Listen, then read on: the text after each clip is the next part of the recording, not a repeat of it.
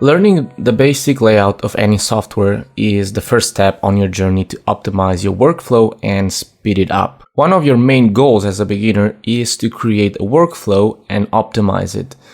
This will also help you avoid frustration, which is really important in the beginning stages of your Photoshop learning. In this episode, I will show you the most important parts of the interface and how to customize it and where you can find any panel or tool at any given time. Now, just as a reminder, I'm using Photoshop CC 2019, but the interface is really similar on any Photoshop CC version, including 2020, and even Photoshop previous versions like the Creative Suite, the CS6 and below. They introduced some modifications, but for this course, I'm using Photoshop CC 2019. The first time you open Photoshop, you might see something like this. Or if you already opened images, you will see a list or a grid with recent edited images. Now, let's hit Create New. I will talk about how to create documents on the next episode. For now, just click Create New or press Ctrl N or Command N if you're on a Mac. I will talk about keyboard shortcuts a lot in this course, so make sure you write them down if necessary. One of your objectives is to learn as many keyboard shortcuts as possible because this will help you optimize your workflow, which is really important. So you could see the keyboard shortcut that I used. You will see them on the bottom of the screen. For now, just click Create. We will talk about all of the settings and how to create documents on the next episode. So just click Create any setting with any settings that you have there. This will create what it's called the canvas, which is this white area over here. I will talk about this on the next episode. And the basic interface, it's really simple in Photoshop. By default, you have the essentials, most likely the essentials interface, and you can change interfaces using this top right button. If you click here, you will see a list of interfaces. These are the ones that I created myself. And in this episode, we will create a custom interface, which we will use throughout the course. This might look different depending on the Photoshop version that you have. But basically on the right side, we have panels. This side over here, we have two columns, actually 3 columns of panels. Whenever you see these double arrows, this means you can collapse or expand a panel. And you have icons or the full content. On the left side, we have the tools bar. Again, you can see these double arrows here. And on the top, we have the options bar.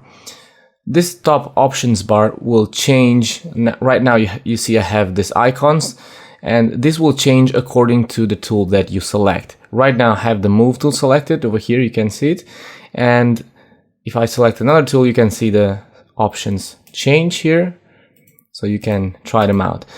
When you hover the mouse over a tool, you will see sometimes there's a tutorial, a quick explanation of how the tool works, but I will explain each tool in more detail in a future episode.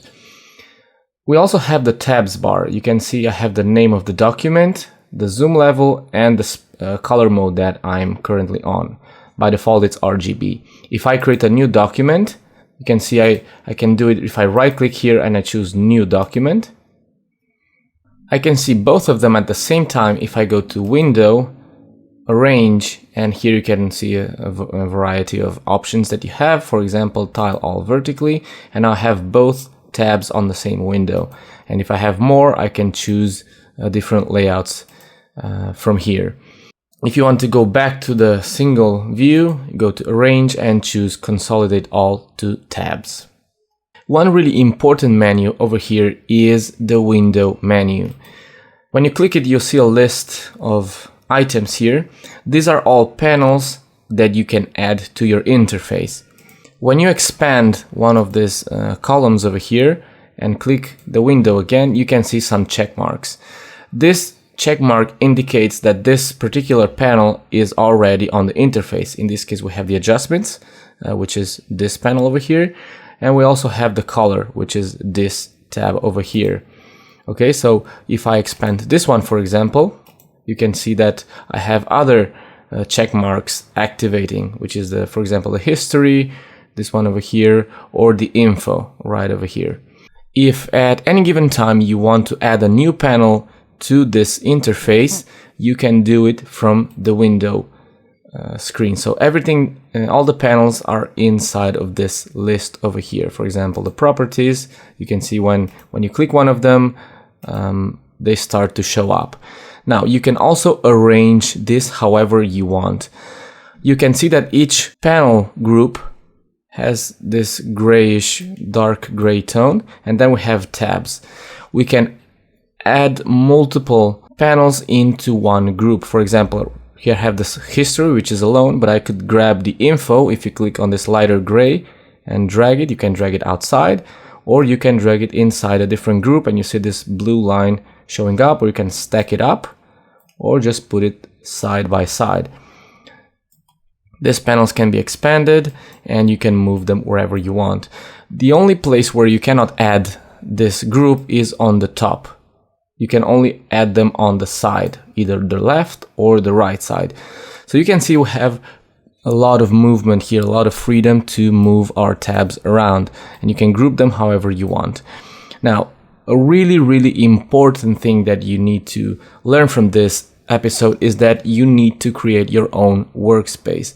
And the reason for that is because you want to find the tools that you usually use always on the same place, because this will speed up your workflow a lot, and you will work a lot more efficiently. One other thing that I want to show you is that, for example, you can see I just messed up the whole interface here. If I want to go back to the default of the Essentials, right now I'm using the Essentials workspace. If I want to go back to the default one, I just have to click Reset Essentials, and it's going to go back to the default. Now you can also try the other workspaces, but let's now create our own. Let's start from the Essentials. So select Essentials, click Reset Essentials. I will show you the interface that I'm using. For photo manipulation, image editing, but of course you can modify this and just add your own panels. I will just create one which I will use throughout this course. Also, one thing that I didn't mention is that when you see this hamburger icon, this will give you access to more settings on each particular panel. For example, on the layers panel, I can go into the panel options and I can choose how big I want to see these thumbnails, for example, or different kind of options. You just go ahead and try them. Each panel has its own set of settings here, so just go through and see what you have in there. Let's go to the Learn and choose Close Tab Group. This will close the whole thing. The library as well, Close Tab Group. And we just want to have two columns. One it's expanded and one of them is collapsed. Now, what I want to have right over here on the top is the navigator. So I don't have it right over here, so I have to go to Window and look for Navigator. These items here are organized, so just go to the end, Navigator, and you can see it pops up. Now, I don't need the histogram. Some people use it. I don't use it. So I will just click on the Navigator, click and drag it here, and I have to drag it on top. Just let go there, and I'm gonna right click here and choose Close Tab Group. I also want to expand this a little more, like so that I have more room. This is just a preview of what I have here on the canvas, and this is the zoom level. Now, once I have the navigator here, the next thing I want to have right underneath is the history. So go to Window, choose History, and drag it underneath the navigator. Now, the color and the swatches, I don't usually use them, or at least not from here. So I'm going to right click on this dark gray and choose Close Tab Group. If I just click Close, it's just going to close the color, but the swatches will still be there. Okay, so choose Close Tab Group. I want to expand this a little more, because here, let me just paint something here. You can see this is the history set. This is what is going to allow me to go back into the history and undo my work. Instead of going to Edit, Undo, or using the keyboard shortcuts, you can see that on each drop-down menu you see the keyboard shortcuts. You can assign keyboard shortcuts to the menu items that do not have a keyboard shortcut. if you want to. And underneath the history here, I want to have the layers panel, the channels, and the path. So the properties, I don't use them, or the adjustments. I'm gonna add them to the secondary tab. So I can click here, drag, and you can see this blue line pops here, which allows me to create a new column. So here I have the adjustments and also the properties. I'm gonna put them, actually the properties underneath, like so. And let's collapse this second one. When it's collapsed and you click on the properties here, you can see you have like a flyout menu, which allows you to choose, in this case, the adjustments. Now, the layers, I want to have them expanded, so let me rearrange this like so. The layers panel is really important. It's just like the core of Photoshop, and I have an episode dedicated only to the layers panel. This is the basic layout I want to have.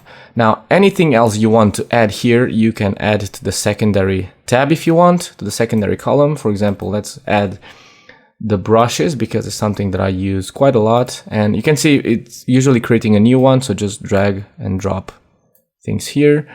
And from here, we have that. Now, maybe on the along this course I will add more things here, but this is my basic layout. Also, I like to have the tools bar like this instead of just like a stripe. Also, of course, you can drag this out, but I want to have it like so. One other thing that you may notice is that we have the ruler here on the sides. You can hide it if you don't want it. If you press Ctrl or Command R, it just goes away. Or from view. From here you can add rulers, you can add guides and stuff like that. For now, let's leave the ruler in there. And now let's save this. I'm gonna click this workspace button, this icon here on the top right, and choose new workspace. And I'm gonna name this Photoshop PS Express course. Of course, if you give your menus keyboard shortcuts, or if you give them colors, or if you change the toolbars, you can activate all of this and it's gonna save those settings as well. Just click save.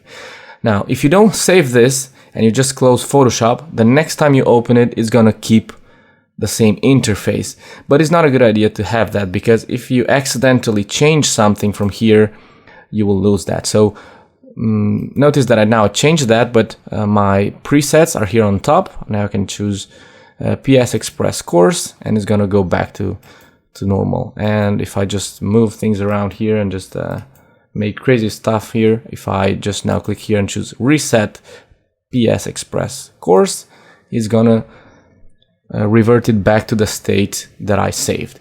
So this is really basic interface on Photoshop, and on the next episode I will show you how to create documents.